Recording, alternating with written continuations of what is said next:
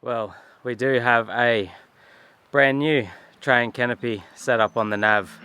In today's video I thought I'd run through the whole new setup and give a full detailed explanation of it, and also why I got rid of the old one and changed over to this one.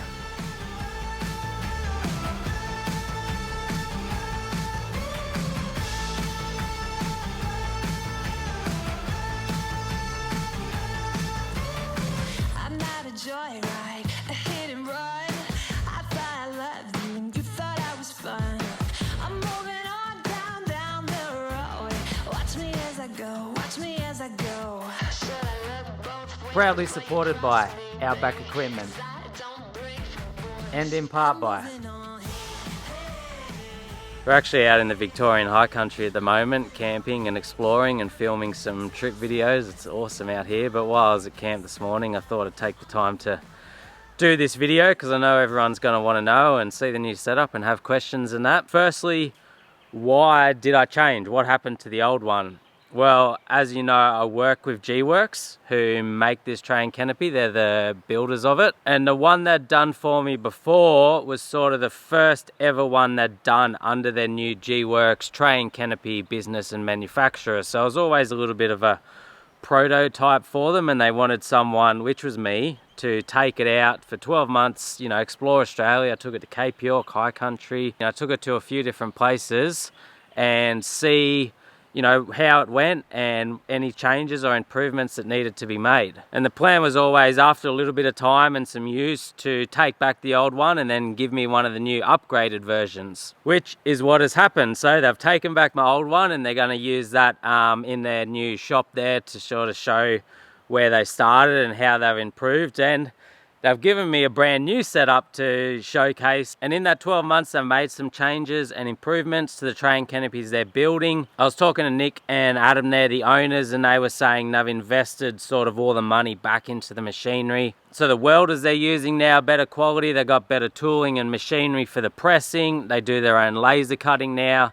So they've really just expanded, I guess, their technology and the way they build these trays and canopies, and yeah, improved on what was the original design that I tested out. Anyways, that's a bit of what happened to the old one and why I've changed over to the new one. Now we'll do a run through because it's pretty bloody amazing inside that thing. It's fully decked out now with the one of the new and improved G-Works tray and canopies. So my old setup was 1800 wide, 1650 long and a 1200 canopy. They have changed around a little bit.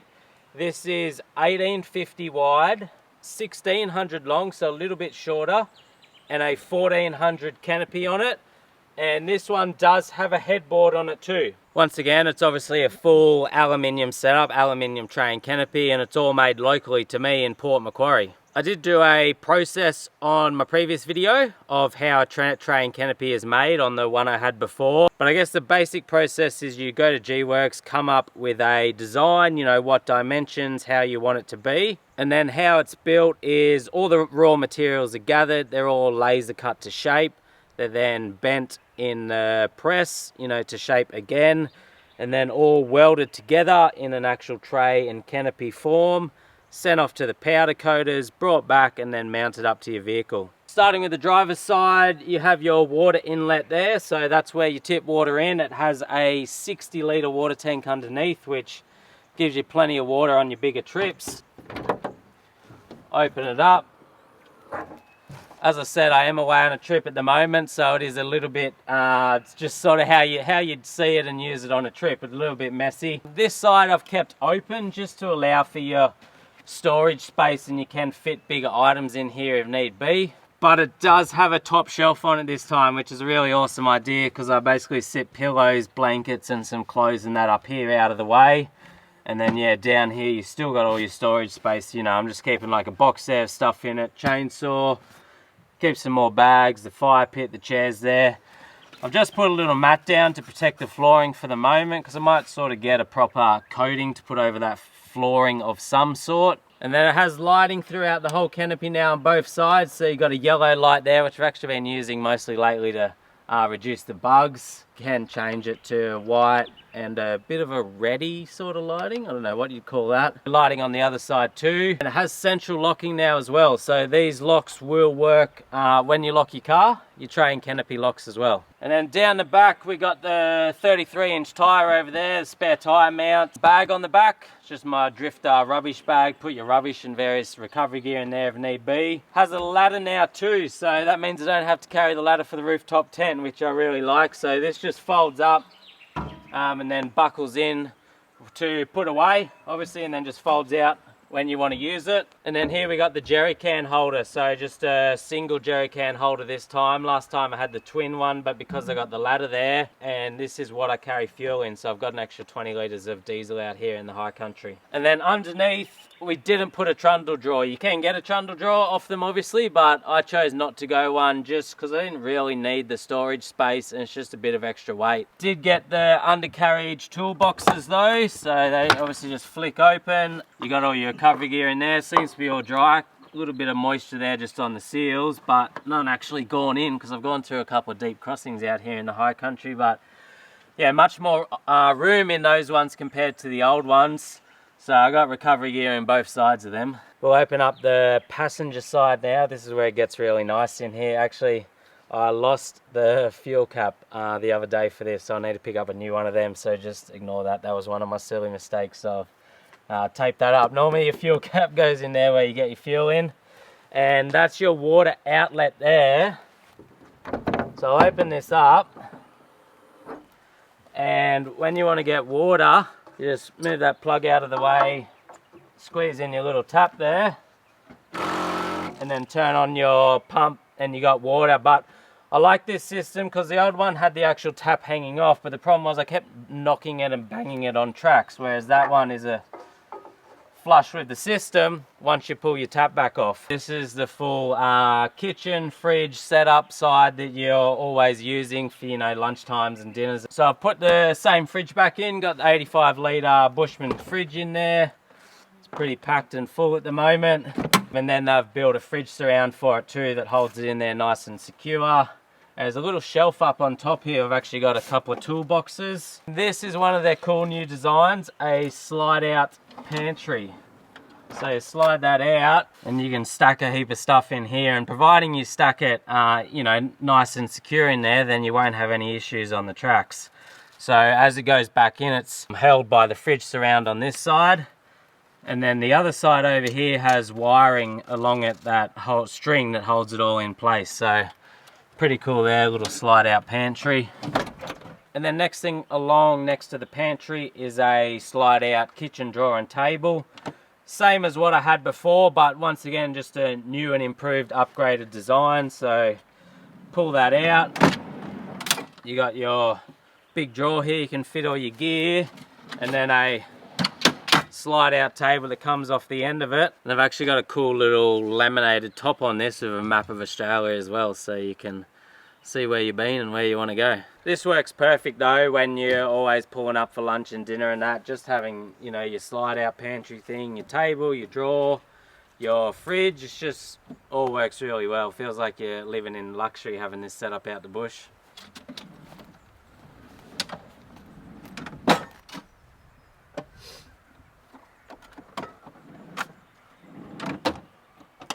Seems to have kept the dust out really well this trip, because it's been bloody dusty out here in the high country, and there's no dust in it at all. The seals work really well. There's no breathing or opening inside the tray canopy. Like some people have said to me before, oh, you need to get some sort of airflow in there, like a vent. But the problem with the vent is then it just allows somewhere for dust to get in. So I've never run a vent in the old one and not in this one. And yeah, it seems to work well for me, and doesn't seem to cause any issues with running the fridge or getting too hot in there. You know, I'm always opening and closing it anyway, so it's got plenty of airflow. You're opening and closing it every day. And then this is where we've really gone all out this time and fully upgraded the dual battery system to power everything while I'm away on these long trips, and particularly for me with running and charging all my camera gear. Now I am going to do a separate video on the dual battery system. It was built by Hastings Auto Electrical and Air Conditioning in Port Macquarie.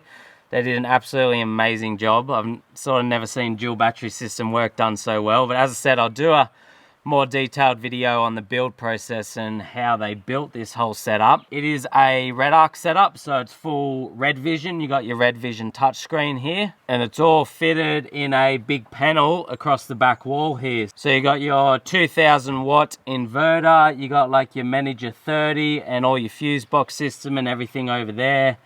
You got heaps of charging points, which is what I wanted. So I got 4 USB, 2 12 volt, 2 240 volt, 2 Anderson. And then I've got more again over the other side too. So then over this side, I've got another 2 Anderson, another 4 USB, another 2 12 volt. And then this is cool. You actually have the ability to charge this on a mains. So if you ever parked at a caravan park or parked at home and want to charge up your system, then you can do it on mains there. So it's a pretty incredible setup, this one. This is all your REDARC touchscreen here. So it shows me my water tank level. It's halfway down, and then you can control everything with the press these buttons. That actually backlights up that whole dual battery system and all your plugs here, which is super cool. It's saying it's on 52%. That's because I used a lot of it last night. I was charging like heaps of camera gear in my laptop, and I was running all the camp lights and stuff like that, so that's why it's down a bit. And then I'm still trying to master the technology of all this, but you can control all your system through this and get all your readings of everything, so you can see how much is, you know, coming in and out, how much power you have remaining. The fridge has a temperature button in it too, so you can get the temperature of your fridge. You know, it's got your time on it, it's got your temperature of your actual weather out here. You can change all your display settings. It's got Bluetooth, so you can link it up with an app on your phone and then get readings of everything through the app on the phone. And yeah, you can turn everything on and off as using it. So there's the inverter. If I'm not using the inverter, I'll turn it off. Otherwise, it will use that little bit of power just sitting there. But that whole new dual battery system has been unreal this trip. Like, it's a big upgrade from the old one I had before, which was sort of mangled in, tucked in behind the back seat there, which wasn't too bad, but had like an inverter on the floor. I never properly had outlets and that for it. In the TRAY Canopy, I just had like a couple of USB and a couple of sockets, but it was never enough to charge all my camera gear when I was on the road. And so the REDARC system charges while you're driving. I believe it's 30 amps per hour it'll pull in. And it's all run obviously by a deep cycle battery in the back here. So it's a 200 amp hour lithium. So I've gone for a big one this time, just to give me all that power I need when you pulled up for, you know, a few nights, or just me trying to charge all my camera gear on the road all the time. Yeah, 200 amp hour Invicta lithium battery.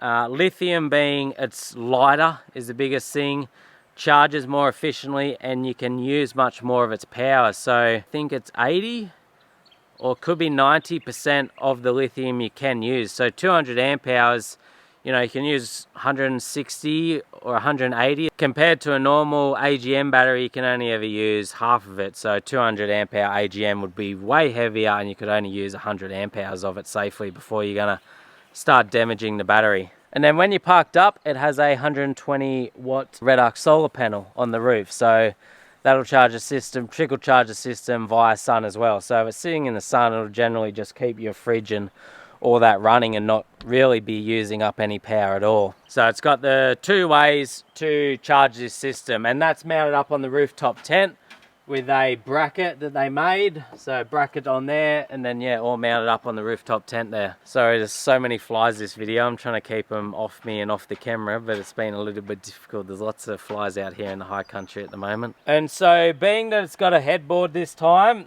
it was just something different. I never had the headboard last time, and it allows them to mount like some of the electricals and pumps and a lot of various things in there. And it also means that the canopy is removable, and I can put it just back to a tray if I want. So you can unbolt the canopy. The dual battery system's been set up, so it's just like a few plugs, Anderson plugs to unplug. Pull your canopy off. Obviously your rooftop tent will come off with it because it's just mounted to the canopy. And then you'll be back to just a tray setup if you wanted to do some harder tracks and you wanted to lighten all your load up, or if you just wanted to run a tray for a while, if you weren't away on a trip for a while.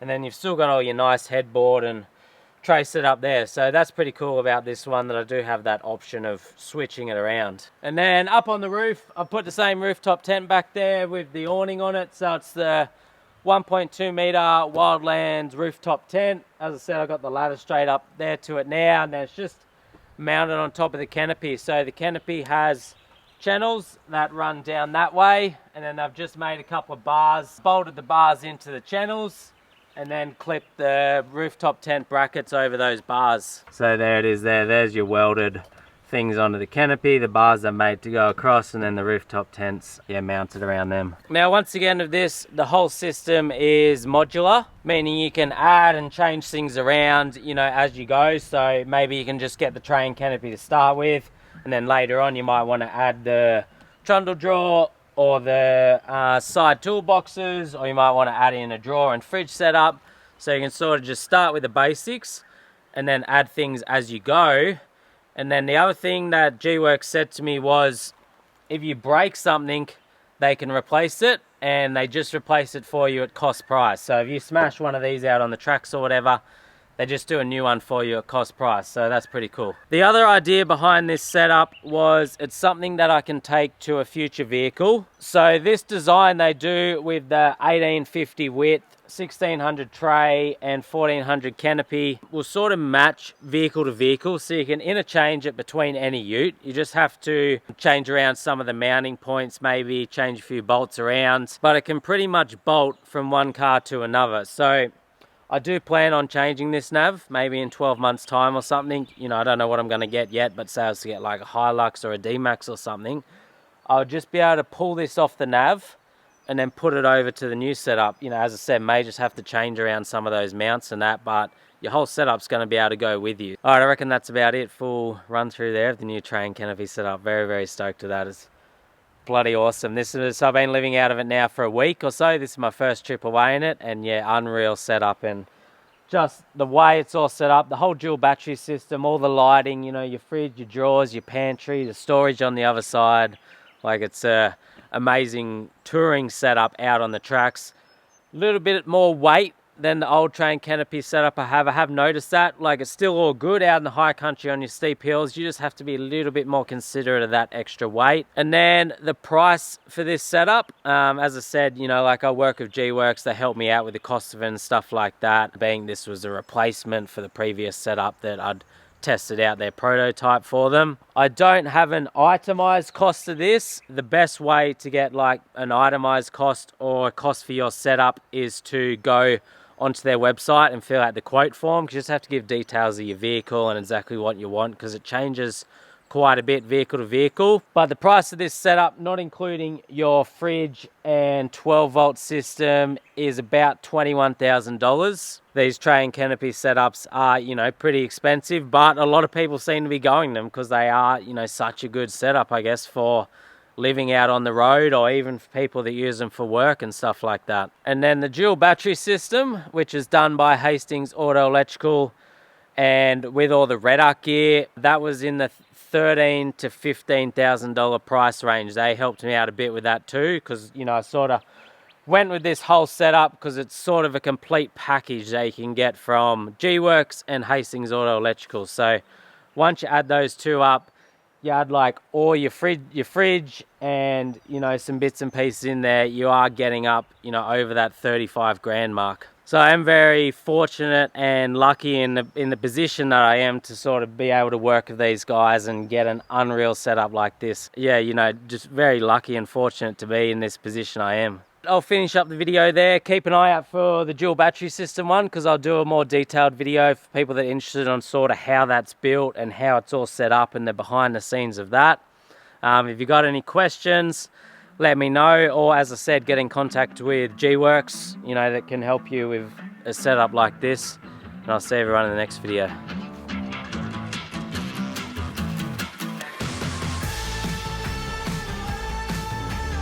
Upgraded version, you know, and in that 12 months they made some changes. So, you know, go to G-Works, come up with it. But I guess bloody flies. Alright, I reckon that's about it. A full run through of the new, you know, being I was